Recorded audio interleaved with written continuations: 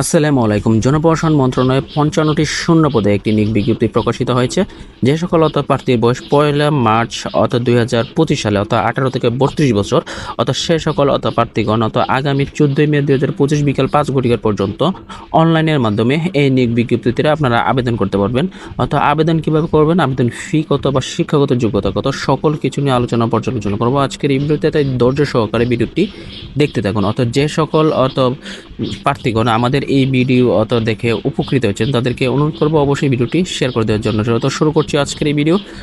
তো ১ নম্বর পদটি রয়েছে, সেটি হচ্ছে হিসাব রক্ষক এবং পদের সংখ্যা হচ্ছে ১টি এবং শিক্ষাগত যোগ্যতা হচ্ছে বাণিজ্যিক বিভাগে সর্বনিম্ন দ্বিতীয় শ্রেণীতে অনার্স পাস সহ কম্পিউটার ওয়ার্ড প্রসেসিং এবং কম্পিউটার চালনার দক্ষতা।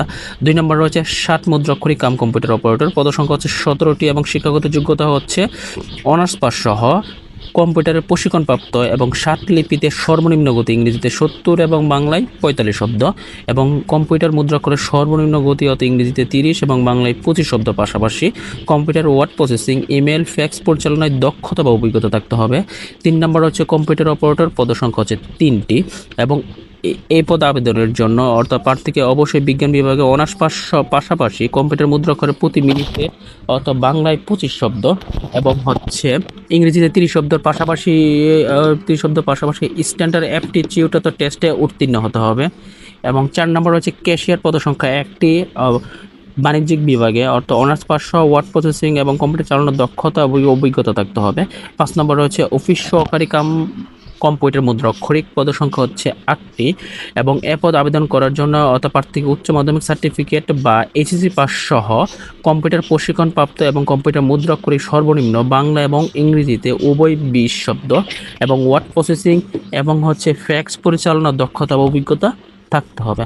৬ নম্বর পদটি হচ্ছে ডাটা এন্ট্রি এবং বা ডাটা কন্ট্রোল অপারেটর, পদের সংখ্যা ৫টি এবং এটিতেও এইচএসসি পাশের পাশাপাশি কম্পিউটার মুদ্রাক্ষরিক বাংলা ইংরেজিতে উভয় ২০ শব্দ সংশ্লিষ্ট গতি এবং স্ট্যান্ডার্ড অ্যাপটিটিউড টেস্টে উত্তীর্ণ হতে হবে। সর্বশেষ পদটি রয়েছে অফিস সহায়ক, যেটিতে আপনারা এসএসসি পাসকৃত প্রার্থীরা সকলে আবেদন করতে পারবেন এবং এর পদের সংখ্যা হচ্ছে ২০টি।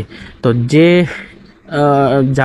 যেসব প্রার্থীগণ যে ওয়েবসাইটে আপনারা আবেদন করবেন সেটি হচ্ছে mopa.telecom.com.bd এবং আবেদন শুরু হয়েছিল ১৫ এপ্রিল ২০২৫ সকাল ৯টা থেকে এবং আবেদন শেষ হবে আগামী ১৪ মে।